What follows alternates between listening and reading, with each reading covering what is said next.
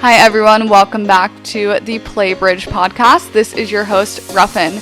Today I'm chatting with Avni Barman. She's the co-founder and CEO of GenShe, a community of over 16,000 women in startups with the mission to connect 1 billion Gen Z women to opportunities in tech. She first got started after working in CS with big tech and realizing just how few women break into the space.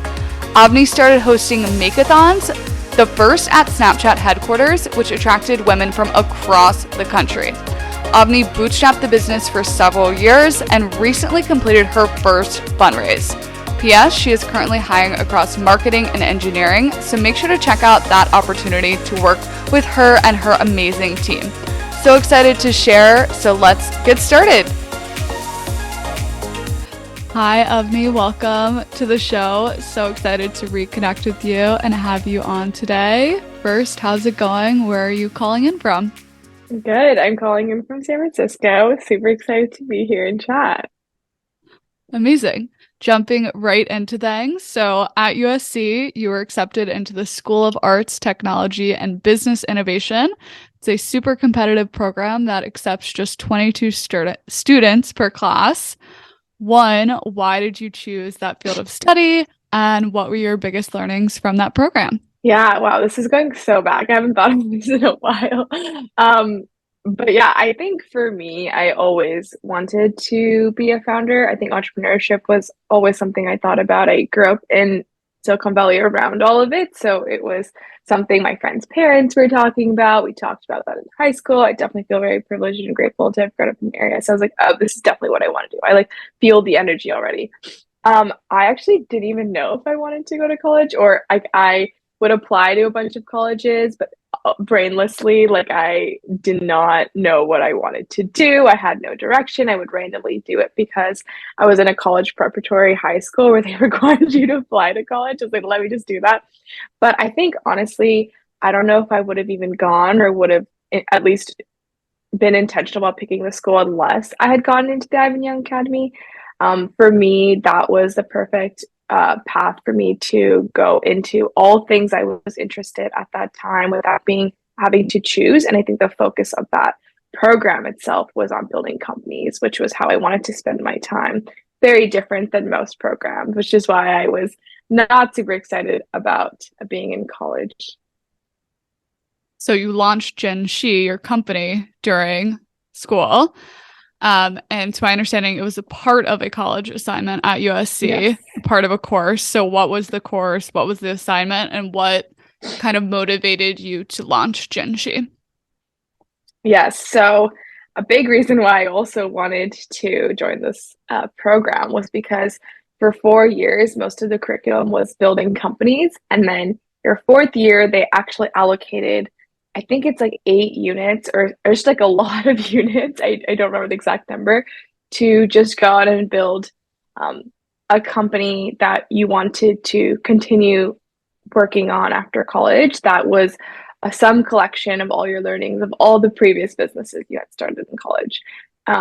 For me, I knew that I needed to do something that I was super, super passionate about, and I needed to do it for a problem that I felt very deeply if I wanted to spend a full 8 units obsessed with it and potentially even after college. At that time, that was obviously on the table. So at that point, I had just exited my like first big tech internship, and I was the only young woman on my team, which I think for me was very shocking. I think I thought that the women in tech issue was real, but I don't think I really thought it was that real. That even at a company that has millions of dollars and unlimited resources, they still failed at this, and I still felt very isolated the entire internship. Don't get me wrong, I loved my summer and I still made a ton of friends, but they were like other women in marketing and recruiting on other teams where I had to go out of my way to find. And there was a lot of friction through that process. And what really deeply stung was at the end of the internship, my manager basically told me that he didn't really see me as a good fit on the team and that I didn't spend enough time with my direct coworkers on my team. That really stung because I definitely felt that I wasn't trying hard, but I wasn't not trying hard intentionally. There wasn't a natural place for me to fit in when we were doing non-work things. Like lunches weren't that fun. On off days, they wanted to play basketball or play FIFA or drink. And I think at that time, I wasn't smart enough to realize it was probably worth doing things that I didn't like for to like play the politics of work. I'm like so young at that time, right? Like I'm literally in college. So I was like just optimizing for what felt natural and where I felt safe and where I had fun, right? It's normal to want to have fun. I worked so hard to get to that point. I wanted to also enjoy it while working hard on the job. So that was like the main reason I realized that I didn't have a natural community of other like female peers in tech around me, specifically those who were highly ambitious, very deeply technical, interested in the same things as I, potentially also wanted to start companies like me. This felt like a very hard to find niche persona, even though I was at like a school like USC where everyone is so creative, so smart, so ambitious. And I was in a selective program where they focused on lines. I still deeply struggled with this. So that's kind of where I realized it was very obvious that I needed to build a company that solved this problem. And that's basically how it started. I had a assignment and I had this like deep passion and it just happened. Can you share like which team you were on though? Like, Yes. I was a software engineer. Wait, actually, I can't share what team I'm on because no, no that would be awesome. worries. It was LinkedIn. Okay, okay. You could say that I was a software engineering engineer. Totally fair. Um, so you had this experience, you go back to school to work on GenShe. Once you started doing your own research, did you find that other women were having these similar experiences at big tech companies and just in tech in general? I think at that time, I was really focused on just generally almost creating more people like me. I think at that time, thought it would actually be easier to nurture a greater ecosystem of other ambitious women in tech and entrepreneurship rather than like trying to find needle in a haystack persona. So I actually really focused on nurturing young talent to learn these skills. I thought that that was when I learned it. I learned it at a time when I was super impressionable and forming my core interests about the world. That was a very like lucky, privileged place for me to be because of where I grew up and what school I went to. So I wanted to make that knowledge and education just be more natural and like table stakes for like all young women.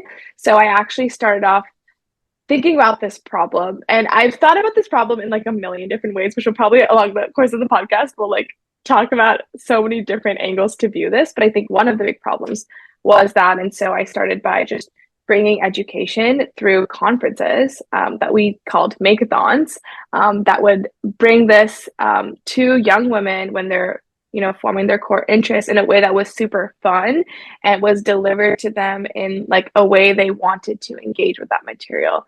And that came in the form of these IRL like events that were very Instagrammable, that had like really cool speakers come that you could meet them and meet each other. Tell us one. Did you come up with the name Make-a-thon, and where was and when was the first Make-a-thon, and like what went into producing that event? Yeah, so the first Make-a-thon was at Snap headquarters in LA.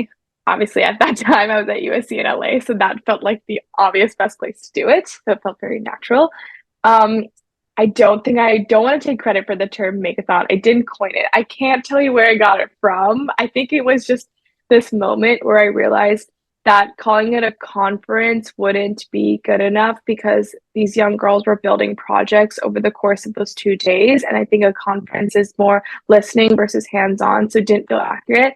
And I was scared to call it a hackathon because I think a lot of young women are really intimidated by this and think that a hackathon is where you code. And yes, there was a lot of people coding at the event, but that you can start a business without the first few steps being actually coding it. So I wanted to also not make it feel intimidating and only for engineers. So I didn't want to call it hackathon. And it was like, well, make-a-thon is like a in between. So that's how we landed on that. And I definitely feel like I was inspired by it somewhere. Can't remember where, but what went into that. So I guess So August was when the semester started, around the time when I started thinking about this, but I was full-time recruiting for a full-time job at that point, as a product manager. That in itself was a full-time job, just recruiting. So I didn't actually fully think about what I wanted to build and how I wanted to build it till after I got my job in late October. So I spent a lot of November and December. This was like more of the downtime of like holidays and finals. I definitely call finals downtime. I'm lucky to have call finals downtime because they were very low pressure and low stress. Specifically for the program I was in, it was all the other times where it was like very high pressure, high stress. So I had like downtime to really deeply reflect on this. So come January, new semester, I'm like, okay, what am I gonna do? And once I figured out that I wanted to throw an event, I was like, okay, well, the way that the timeline works for these young high schoolers is we don't want to clash with like SAT and APs and their finals. So we have to do this at least by March before their or during their spring break. So yeah, I have 3 months to just throw this event. So it was like very, very intense from like ideation to actually execution. And I thought, I'm not exactly sure what my solution needs to be like long term and how to scale it, but I know that if I can bring 150 high schoolers in a room and throw all my ideas out them, there's no better way to like validate that I'm thinking about this the right way. So I was just like, okay, whatever it takes to do this. I put a date on the calendar. I told the venue this is the date it's happening to make it real. And then I was like, all right, well, now I have 2.5 months to do this. I remember the date very distinctly. It was like March 11th. It was International Women's Day at that time. So it was like the perfect date as well. And I was like, all right, Jan 1st, I have basically 2.5 months to pull this off. And that in itself created structure of like, okay, if I have this much time, I need to get speakers by this time, I need to get sponsors by this time, I need to sell event tickets by this time. And yeah, it was crazy. The second we launched it, it basically sold out in like 2.5 weeks. How did you attract people to the event? And also, how did you convince like speakers to come? Who were the speakers at that first event? Yeah. I don't want to undersell how hard me and my team worked, but I think it was one of those magic moments where we were solving a really deep need and a deep problem where the issue was mostly awareness, but the second someone heard about it, it was an immediate sell. Like they wanted to do it, they wanted their kids to do it. The kid was excited about it. It was like this win-win situation where the parent wanted it and the kid wanted it, and that rarely happens, right? Um, so I think it was mostly just awareness. Like, how do we get this in the hands of the right people? And then once they have it, they're gonna want to come. And the way that we did that was we um, basically did these at that time. Like Instagram was a thing; it was not TikTok or Snapchat, really. So we had these Instagram story templates, and on these Instagram story templates, we asked people like literally like very simple questions like what company, what's the dream company you want to build, and like who do you want to be when you grow up? Just like very simple things. And I think this also directly proves a big need is like they really wanted, like they've all thinking about what they want to be, and they were all thinking about potentially starting a company. They had that inner fire in them, but they didn't know if their friends had that fire. They didn't know how to talk about their friends, and it gave like this really easy way for them to talk about it with their friends and open that conversation. So all of a sudden, everyone started posting these story templates of answering this question because they were excited about talking about it. And then on the story template, obviously, is GenShe, and they would go learn more about us and find out about the event. Like, oh, this is the perfect place where I can actually take this thing that I'm thinking about and actually learn about it and maybe build something. So cool. I wish I had a make-a-thon during high school. So fun. Me too. Uh, were most of the students that came to that first one from the LA area? And then do you know if any of the businesses that women created during that event have continued on to today? Yes. So actually, shockingly enough, not everyone was from the SoCal area. A lot of people actually flew out for this event. I was very Wow, that's so surprised cool. to learn that. It was very cool. People all the way from like the East Coast came, all over the West Coast, like random places. And I think it was generally one of those like surreal moments where I was like, things were happening faster than I could even like grasp. So I think when that happened, especially at the end of the event, um, made me realize that I needed to bring this to a lot more places because it needed to increase access and bring this to a lot more geographies. And there was also this like huge demand after like a ton. I got like my inbox flooded of people from all over the world being like, bring this here, like people who couldn't make it or couldn't fly out. So that was a very surreal, exciting moment to realize that it wasn't just like the LA bubble I was solving for. This was like a universal problem that like young women feel. So cool. So you did the make-a-thon, and then your full-time job, graduation was right around the corner. Did you ever consider going full-time on GenShe? And like, what was your thought process at that point? Oh yeah, it was so hard. I dabbled between taking this job or continuing this so deeply. I actually took a 3 month solo trip to Spain just to reflect on this. I'm very dramatic. And so I was like, oh, I can't solve this problem. Let's just exasperate it, just like isolate myself in a country I have never been to with a language I don't speak. So drama of me. But basically, at the end of it, I realized that I couldn't actually pick. I was genuinely excited about both. And I genuinely felt like both were going to be really incredible learning experiences for me. I also worked so hard to get this job, and this was a job that I'd wanted for like 3 years. I had basically worked toward this goal and felt like if I didn't take it, I wouldn't be able to close a chapter of my life. I knew that GenShe was not a chapter I was going to close anytime soon, but I felt like if I got that experience, I could potentially close a chapter there. So it felt like the right thing to do at that time was actually just try both for a bit, which actually worked pretty well. Well, I was like not really a person. I was like basically doing two full-time jobs. Um, but I think where things could have gotten really bad was if I had continued this, um, really throwing conferences and having a job. But what actually happened 6 months into my job and my second conference is the pandemic. So that was like the world hitting a wall and everything taking a pause, right? I couldn't really throw a conference during a pandemic. So that was also a moment that was like a forceful stop as well for like the momentum I was going on, which was I was running straight to the wall at that point. I was working so hard. Yeah, so tell me, how has GenShe expanded while you're working full time? I know you've brought it to high schools and colleges across the campus. You've hosted more make-a-thons. Tell me what has happened since you graduated.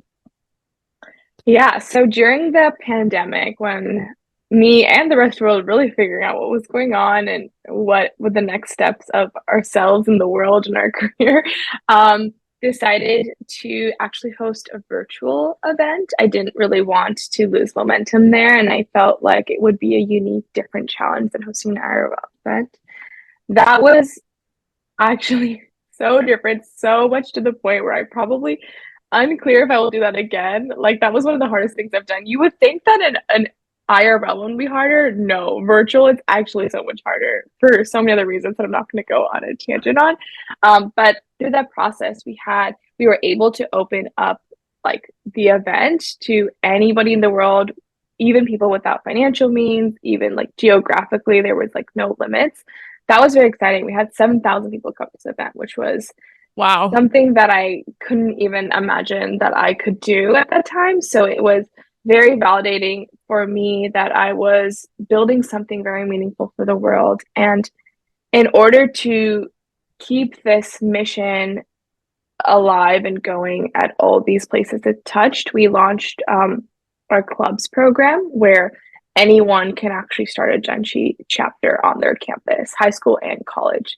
So we have 96 chapters of GenShe all around the world now that we're not super involved in. The whole point of it is that hey, you can use a lot of our resources and materials, and you have the support of the team to do things a lot easier, like get speakers, get money, get materials, get that branding to talk about it and recruit a lot of members. But this is actually a great way for you to take initiative and build something brand new without the risk and pressure associated with it and really get that leadership experience on your resume, and then obviously impact so many other young women in your community. So we also try to be very hands off with that process. We're just one email away, we're one call away to any of the club leaders, and we give them a ton of resources and materials to start. But they're all like very independent, totally killing it. I'm like I barely know what's going on. There's so many chapters to keep track of. What are some of the schools that have chapters and where are they? Yes, great question. Let me look into this. Yeah, so we have like a chapter in Australia, we have a chapter in India, Pakistan, Netherlands. We have a lot, obviously, in US. I would say that we have a ton of chapters in specifically in like I would say like 5 to 10 in California, 5 to 10 in Texas, and we have some in New York. So it's been um, really exciting to see this expand so fast. And you can also tell that a lot of the community is also coming from the places that I have lived in, because the places I have lived in, I've been able to bring more of the IRL component to that community. So it goes to show that how important it is for these club chapters to exist and for them to create their own IRL GenShe community where they're located. Obviously, I cannot be everywhere. I'm one person. But me really cultivating really strong GenShe community, the places I've lived have really proved out the importance of that and the importance of taking something online and really bringing it in person is what I've been recently realizing. Especially like I feel like we're finally at the like post-pandemic era of like we can sometimes pretend this pandemic didn't happen. Definitely. I think there's value in virtual digital communities, but there's so much value in a combination of in-person events as well. I think everyone is really craving that, especially after COVID. Yeah. And I think that's one of the biggest challenges I have right now as a founder is I've really deeply done the IRL. I've very deeply done the virtual and online. Now is really like the moment I have where how do I do the best job as bridging the gap of the two and maintaining a fine balance where we keep our digital community alive because it's what helps us expand, but we can continue to nurture the IRL in a sustainable way because that's really where we're able to like bring that like deep connection, deep impact between our community members. Definitely. So you mentioned money and financing. In the early days, how were you funding some of these big make-athons? Was it sponsors or putting your own money in? How did you think about that? Yes. So all sponsors, very gracious for our sponsors for helping us fund the event. Everything from like venue. So the first event at Snap headquarters, the venue and the food was all funded by them. Same with their second event with like Lyft, venue and food was covered by them. And that's actually the bulk of the costs for actually running an event. It's funny because there's so many other things that go into it, but they're actually not as expensive. Food is so expensive, but you have to feed people who come, right? It's like a basic thing. But all the other things like speaker costs, logistics, like prototyping materials, like posters, all these like smaller things. We would work with outside sponsors and it would everything from in-kind donations. So this is literally a company being like, hey, we're going to donate like 500 pieces of product for you to do your thing rather than you having to go purchase it. And that way they get their name out to our community. Or it's everything from like fiscal sponsorships, like, hey, we'll write you a check and like just mention your company on your signage. That's cool. Like we help support you. Very smart. And do you encourage the chapters on like high school and college campuses to like take that same strategy and go out and get their own brand sponsors? Yes. So we have given them a whole playbook on how to do that. And we give it our connections as well. So it's easy for them to get those sponsors. I think the main thing that is the biggest challenge in getting sponsorship is the reason why these companies want to sponsor is because they want to get tax exempt status on that money. And so if you don't have like a nonprofit ID to get that tax exempt status, it's very difficult to land that sponsorship. And getting that can take 6 months to a year. There's a lot of legal paperwork that's very confusing that goes into it. So we give our club chapters the ability to use our brand to get that. So it can be as easy as like one email. Very smart. So you kind of mentioned this, but you've now gone full time on GenShe. Walk us through your decision process of why you left your full-time role in big tech and how things have evolved since. Yes, I actually talk about this a lot on my TikTok of like why I left. I think the standard response people expect is like, oh, I was burnt out, it sucked, all these things. But it's like, no, I actually had the best job in the world. And I literally loved my job, loved my peers. And it was like such amazing work-life balance. Like I basically ran GenShe the entire time I was in this full-time job. So I clearly had very good relationship with my manager and the workload as well. I think for me, the second that I realized that I had learned everything that I had needed to learn in that position for my career goals, right? Not there's always plenty to learn wherever you are, right? Specifically for what I wanted. Once I had realized that I was done with that, I knew that it was my time to leave. I deeply believe that you can't really do anything exceptional in life unless you go 110% in it. And obviously, I wasn't going 110% in my job and my company. It's basically virtually impossible for one person to go 100% in two things. Like I'm not 200% of a person. So I knew that if I really deeply cared about GenShe and I wanted to take it to the next level of growth and really expand our impact, the only way to do that was for me to quit my job and actually go full time with it. And what is your big vision and your plan for growth and impact for GenShe? Yeah, so we actually spun out an adjacent for-profit venture, and I ended up raising money as well because a lot of what we're excited about doing is building out a career platform for all Gen Z women worldwide who want to break into tech. And the first place that we have started is by helping young women get like really cool jobs at these tech startups. One thing that I realized was a big reason that I was the only young woman on my team at this big tech internship was because ultimately you can pour in millions of dollars through diversity and recruitment initiatives when your company is big, but that doesn't change the core culture. Core culture starts from founding team members, from early employees, and unless core culture is like gender equitable, you can't change the whole company. You have to change core culture first. And the problem is core culture is formed at these really early days when most of the companies, all men, the tech founders are usually guys. The very normal, natural human thing to do is to hire your friends in your network, right?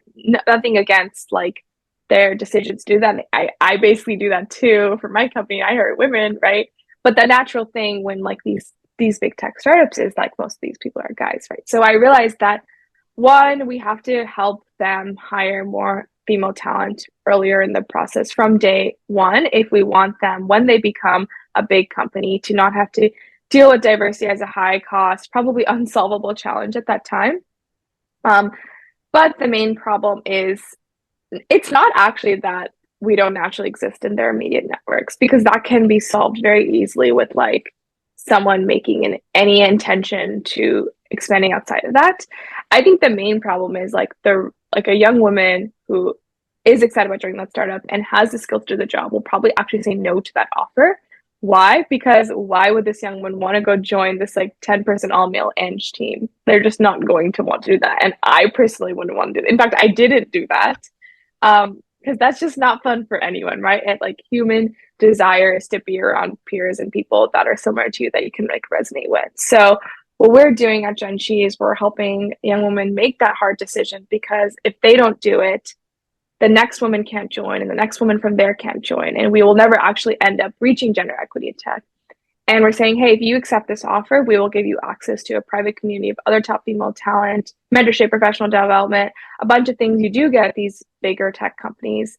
So find that with us at GenShe instead of that company for the short term until they can actually get to a point where they're equitable, which is like if you're 10 people, it only takes 10 more people. If you're 5,000 people, getting to 5,000 more women in tech is obviously infinitely more challenging. So the earlier we work at a company, actually the easier it is for them to reach those goals. So that's what we're doing today. But we have, sorry, this is a very long answer to your question. No, I should probably get amazing. better at saying this shorter. But the big vision really is we want to actually provide this community of like-minded peers at every step of your career, right? Landing a job at a top tech startup out of grad is like a very specific moment in time of your entire career. And we want to support our members everywhere from when the first time they even consider what they want their career to be to their first internship. And then after even they land their first job, their second job, and then from there, when they're ready to actually advance in their careers and build the companies of tomorrow together, which I know that a lot of top female talent, they are thinking about that. And it's also why they want to work at startups, because they want to see how that company is built from 0 to 1 to eventually go build their own company. When they're ready to do that, how can GenShe actually be their first backers, connect them with capital and expertise, and ultimately bring the whole thing full circle by helping them build out their first teams that are balanced and diverse and gender equitable. Incredible. Well, one, massive congrats on the spinoff and on your fundraise. So exciting. Thank you. Thank you.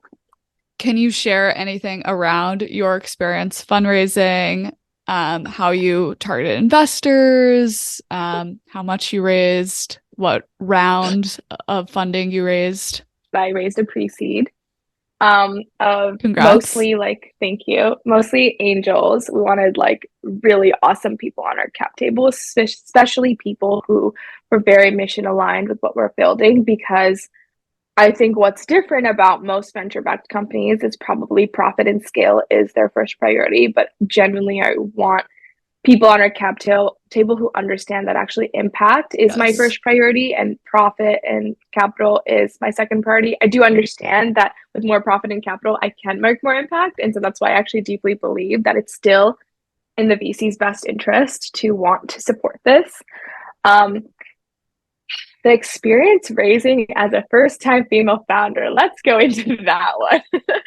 Oh boy. It was definitely, I know I said that, it was actually one of the hardest things I've ever done in my life. Like that was really, really tough. I think the first thing is like, I don't actually have a network of investors that I know. I'm not in this space and I'm young and I'm inexperienced. I'm also doing the thing that sounds like charity on paper. Let's be real. Unless you deeply understand like our path to profitability and our path to scale, which takes a little bit of explaining because on paper, this seems like just a community of women, right?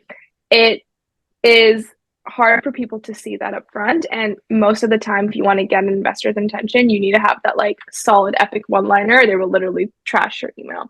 So I kind of hacked this. I started this like cold email campaign. I'm using one of those automation tools, and I did the thing they say not to do. Is I gathered lists of investors and I just sent out a million cold emails. And they say don't do this when you're fundraising because it doesn't go very far. Investors don't really reach out, respond to cold emails. They want warm intros. That is still true. If you have other founders in your network who've raised really good rounds, definitely get that warm intro. And especially if you know an investor, definitely reach out to the people you know first. I didn't have any of that. Like, I'm not going to not do this just because I don't have that network.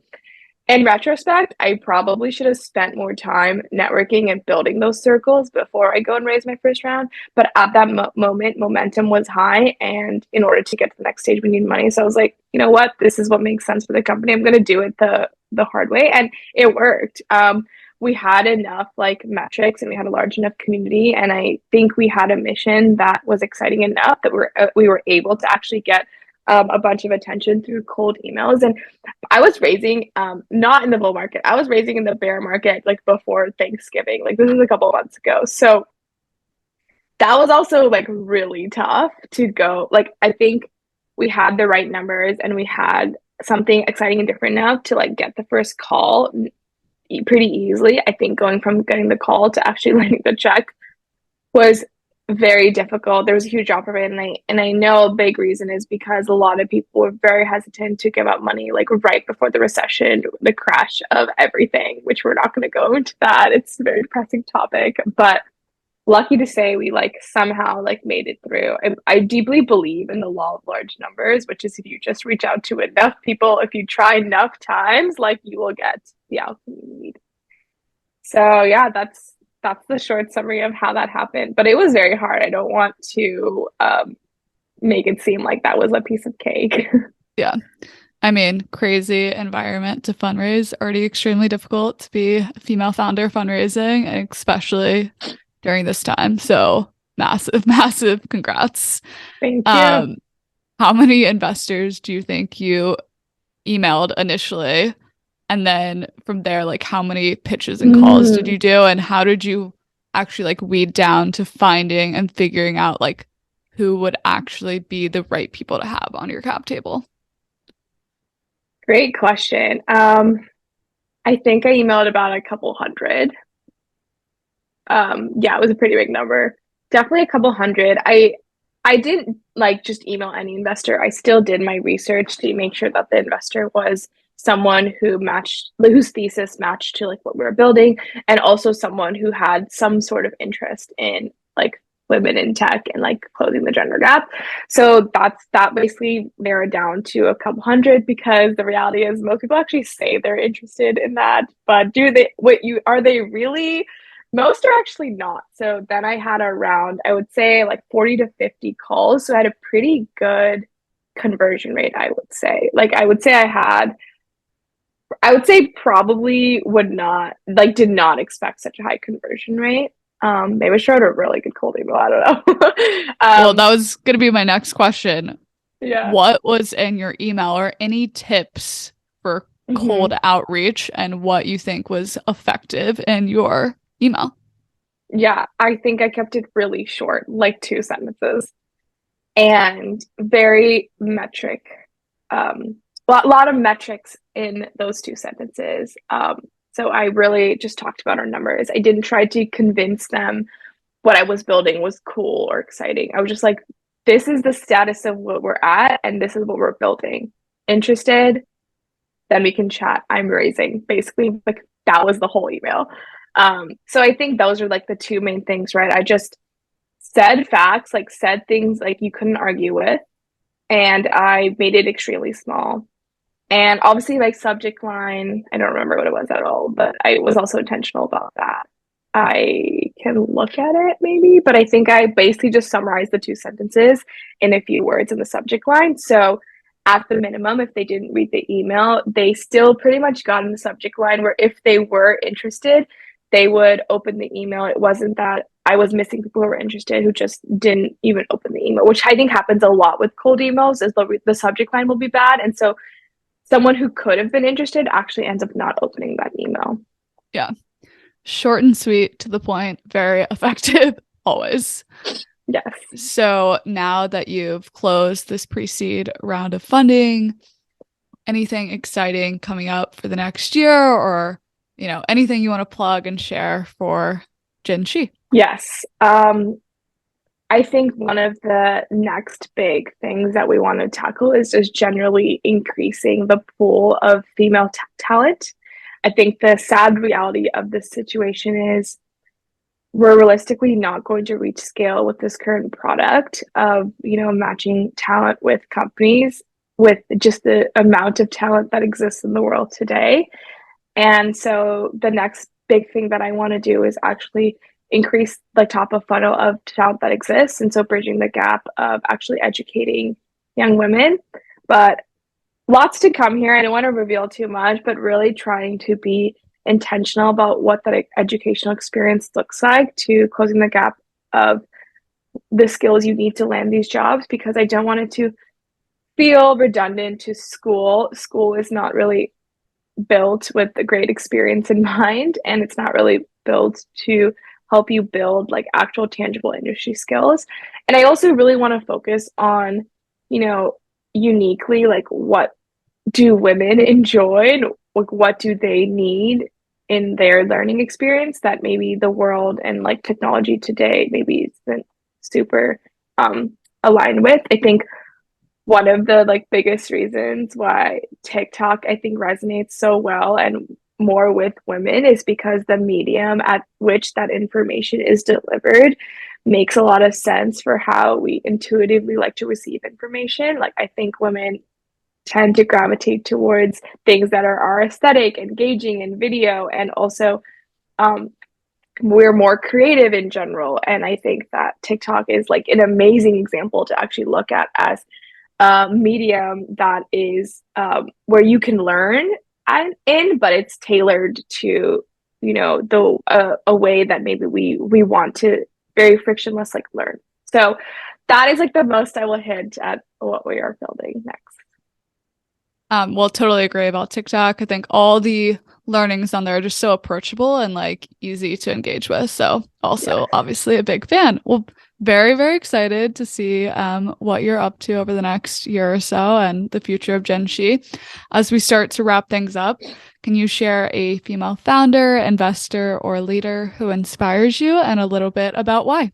I think Sarah Du is someone who totally inspires me, and it's she's obviously much younger than me, and I think the main thing that I really really like admire about her is her conviction in who she is and what she has meant to do for the world, that she literally dropped out of Harvard to go and do it, and she put that conviction she had in herself and her company in her business, and that is fully the reason why that succeeded, right? It's like confidence in herself and her decision, because you do not casually drop out of college. You have to have insane confidence in what you're doing to do that, and confidence is not something that like exists or not exists in a person. You have to manifest that for yourself. Everyone has the ability and potential to have as much confidence as she did in the moment. So it's like she basically manifested and created the reality that she wanted to see, because for her, she just deeply believed it. And I don't know her personally, right? So